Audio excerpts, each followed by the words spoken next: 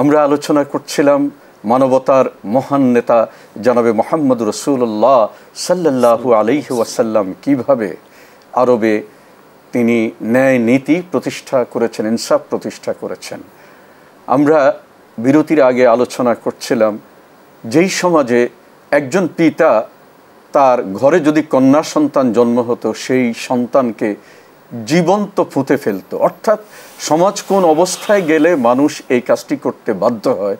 যে আপনি মোহতারাম মুফতি এম হাবিবুর রহমান, আপনি আপনার বাকি আলোচনাটুকু বলেছিলাম।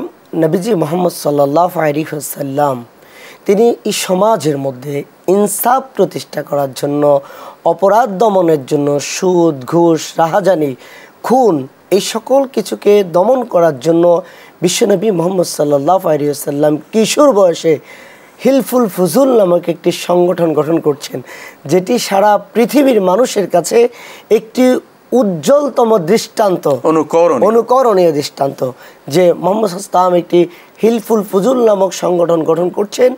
এবং এই সংগঠনের মাধ্যমে, এই সংগঠনের নেতৃত্বে রাসূলুল্লাহ চেয়েছেন একটি ন্যায় প্রতিষ্ঠিত তৈরি করার জন্য, ন্যায় প্রতিষ্ঠিত করার জন্য আল্লাহ রাসূল সাল্লাল্লাহু আলাইহি ওয়াসাল্লাম চেয়েছেন।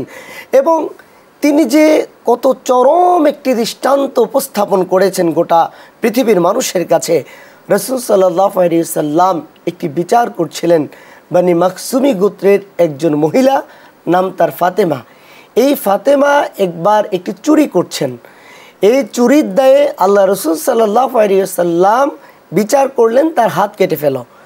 রাসূল সাল্লাল্লাহু আলাইহি ওয়াসাল্লামের খুব কাছের একজন সাহাবী, তার নাতি রাসূলের কাছে আসছেন, ইয়া রাসূলুল্লাহ, তার নাম ফাতিমা, আর আপনি এই শাস্তিটা একটু কমিয়ে দেন, প্রয়োজনে আমরা এটার কারণে কোনো সাদাকা করে দেব।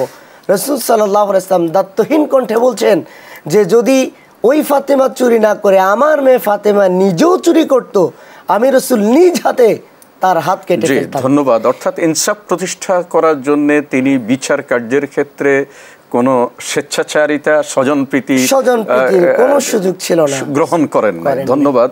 সময় হলে আবারও আপনার কাছে আসবো।